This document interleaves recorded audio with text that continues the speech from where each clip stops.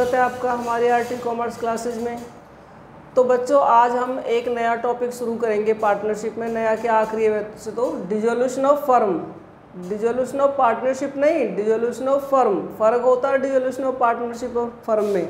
जब फर्म ही बंद हो जाती है तो डिसोल्यूशन ऑफ फर्म होता है, और जब पार्टनरशिप की टर्म और कंडीशंस चेंज हो जाती हैं तो वो डिसोल्यूशन ऑफ पार्टनरशिप होता है। उसमें कोई पार्टनर चला जाता है या रेशो चेंज हो जाती है, कुछ और अंदरूनी चेंज हो जाता है, लेकिन उसमें फर्म चलती रहती है। पर यहाँ है ये डिसोल्यूशन ऑफ फर्म, फर्म ही बंद हो जाती है। इसकी थ्योरी हम दूसरे वीडियो में करेंगे। फिलहाल हम इसके फॉर्मेट पे हैं, आज फॉर्मेट समझाती हूँ मैं आपको। देखिए, जब फर्म डिसॉल्व हो जाती है तो रियलाइजेशन अकाउंट बनता है। जैसा नाम से ही पता चल रहा है, रियलाइजेशन मतलब रियलाइज वैल्यू यानी कि वसूली खाता। अब जब फर्म बंद हो जाएगी तो असेट बेची जाएंगी। असेट बेच के जो पैसा आएगा यानी कि जो रियलाइज होगा पैसा, उससे जो कर्जे हमारे उनकी पेमेंट की जाएगी। कुछ बचेगा तो पार्टनर आपस में बांट लेंगे, नहीं तो कोई बात नहीं। देखिए, रियलाइजेशन अकाउंट के डेबिट में सबसे पहले आपको सारी की सारी असेट ट्रांसफ़र करनी है बुक वैल्यू पर। इधर आपको लायबिलिटी ट्रांसफ़र करनी है बुक वैल्यू पर। बुक वैल्यू का मतलब जो उस बैलेंस शीट में वैल्यू दे रखी है, और जो प्रोविजन फॉर डाउटफुल डेट्स है वो ट्रांसफ़र करना है आपको क्रेडिट में। असेट ट्रांसफ़र होंगी डेबिट में और लायबिलिटी और प्रोविजन ट्रांसफ़र होंगे क्रेडिट में। उसके बाद आप असेट को सेल करोगे बाय बैंक या बाय कैश अकाउंट के नाम से। अगर क्वेश्चन की बैलेंस शीट में कैश में दे रखा है कुछ और बैंक है ही नहीं तो आपको कैश के नाम से करना है, और बैंक दे रखा है तो बैंक के नाम से, और कैश और बैंक दोनों दे रखे हैं तब भी बैंक के नाम से आप सेल करेंगे। सेल ऑफ असेट अंदर आप लिख भी लेना छोटा छोटा कौन कौन सी असेट बेची हैं, जैसे plant machinery, land, building, stock, debtor, ये सब लिख के टोटल करके इकट्ठा करके फिर बाय बैंक या कैश के सामने डाल देना। अगर किसी असेट को पार्टनर खरीदता है यानी पार्टनर टेक ओवर करता है तो बाय पार्टनर कैपिटल के नाम से।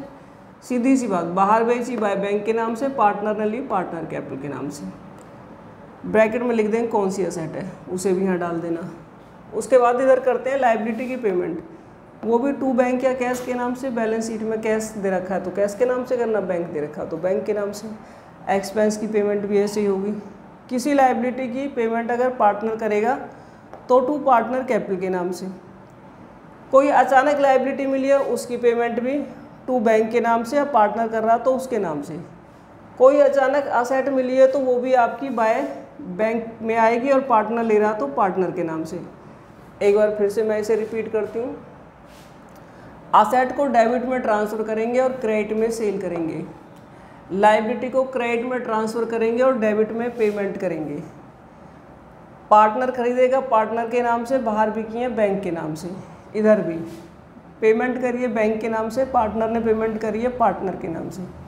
दोनों साइड का टोटल कर देंगे। किसी भी अकाउंट में इस साइड प्रॉफिट होते हैं क्रेडिट साइड, और डेबिट साइड लॉस होते हैं। अगर क्रेडिट साइड का टोटल ज़्यादा है तो प्रॉफिट निकल के आएगा, और डेबिट साइड का टोटल ज़्यादा है तो लॉस निकल के आएगा। मान लीजिए प्रॉफिट आया निकल के, तो जो प्रॉफिट आएगा उसे ट्रांसफ़र कर देंगे कैपिटल अकाउंट में। जितने भी पार्टनर हैं, 2 है तो 2 में, ए कैपिटल बी कैपिटल, 3 है तो 3 में। चेतन ने बंद कर अकाउंट बनाएंगे तो कुछ चीज़ें ऐसी भी होती हैं जो रियलाइजेशन अकाउंट में नहीं ली जाएंगी। अब वो क्या क्या है वो देखिए। असेट साइड से cash in hand, cash at bank, P&L का कोई डेबिट बैलेंस दे रखा है, कैपिटल अकाउंट का डेबिट बैलेंस है, करंट अकाउंट का डेबिट बैलेंस है, ये सब असेट साइड में दे रखी होती हैं चीज़ें। तो ये कोई भी हमारी रियलाइजेशन अकाउंट में ट्रांसफ़र नहीं होगी। कोई पार्टनर लोन के नाम से भी असेट साइड में कोई आइटम है तो वो भी नहीं आएगा। और लायबिलिटी साइड से देखिए, पार्टनर का लोन, पार्टनर की कैपिटल, प्रॉफिट एंड लॉस का credit balance, workman compensation fund, reserve, ये सारी चीज़ें रियलाइजेशन अकाउंट में नहीं डाली जाएंगी। कुछ चीज़ें ऐसी भी होती हैं डाली तो जाती हैं क्रेडिट साइड में, लेकिन डेबिट में पेमेंट नहीं होती। वैसे हम लायबिलिटी को क्रेडिट में ट्रांसफ़र करते हैं, फिर डेबिट में उनकी पेमेंट करते हैं। पर कुछ चीज़ें ऐसी होती हैं लायबिलिटी साइड में जिनको ट्रांसफ़र तो करेंगे रियलाइजेशन अकाउंट में, पर पेमेंट नहीं करेंगे, यानी उनकी एंट्री सिर्फ एक बार होगी। कौन कौन से?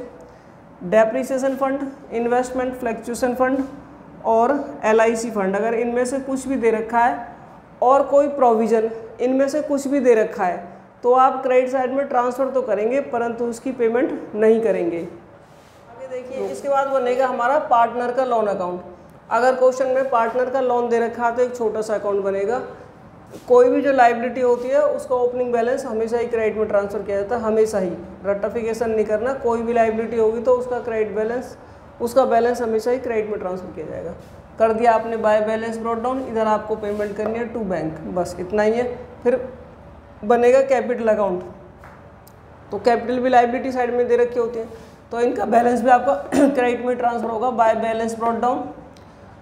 प्रॉफिट एंड लॉस में अगर प्रॉफिट है तो डिस्ट्रीब्यूट कर देंगे, रिजर्व डिस्ट्रीब्यूट कर देंगे, वर्कमैन कंपनसेशन बांट देंगे। बाय रियलाइजेशन के नाम से आएगा, अगर किसी पार्टनर ने कोई लाइबिलिटी ली थी तो वो रियलाइजेशन में तो टू पार्टनर कैपिटल के नाम से और पार्टनर कैपिटल में बाय रियलाइजेशन के नाम से आ जाएगी। मान लीजिए ए ने लिए तो एक ही कॉलम में डालेंगे। रियलाइजेशन में अगर प्रॉफिट आया है तो बाय रियलाइजेशन के नाम से उसे भी डिस्ट्रीब्यूट कर देंगे। लॉस आया है तो फिर डेबिट में डिस्ट्रीब्यूट हो जाएगा टू रियलाइजेशन के नाम से। किसी पार्टनर ने कोई असेट ली है तो टू रियलाइजेशन के नाम से उसी के कॉलम में डाल देंगे जिसने लिए। इसी तरीके से प्रॉफिट एंड लॉस में अगर प्रॉफिट की जगह लॉस है तो वो डेबिट में डिस्ट्रीब्यूट हो जाएगा। उसके बाद हम टोटल करेंगे और जो डिफरेंस बैलेंस आएगा इस चैप्टर के अंदर उसे बैलेंस कैरेट डाउन नहीं लिखते, क्योंकि फर्म बंद हो गई, अब चल नहीं रही, चलती हुई फर्म में होते हैं बैलेंस। अब लिखा जाएगा टू बैंक। टू बैंक का क्या मतलब है कि अब जो कुछ हिसाब किताब निकल रहा है उसकी फाइनल पेमेंट होनी है। जो ए के हिस्से में आएगा ए को मिल जाएगा, जो बी के हिस्से में आएगा बी को मिल जाएगा।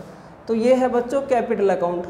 इसको आप बहुत ध्यान से समझें और याद कर लें। वैसे तो समझने वाली चीज़ें ही हैं, लेकिन अगर कुछ बात समझ में नहीं आ रही है तो उसको वैसे याद रख लें कि क्रेडिट में क्या आता है, डेबिट में क्या आता है। इसके बाद हम इस पर क्वेश्चन करेंगे अगली वीडियो में। कर दूँगा।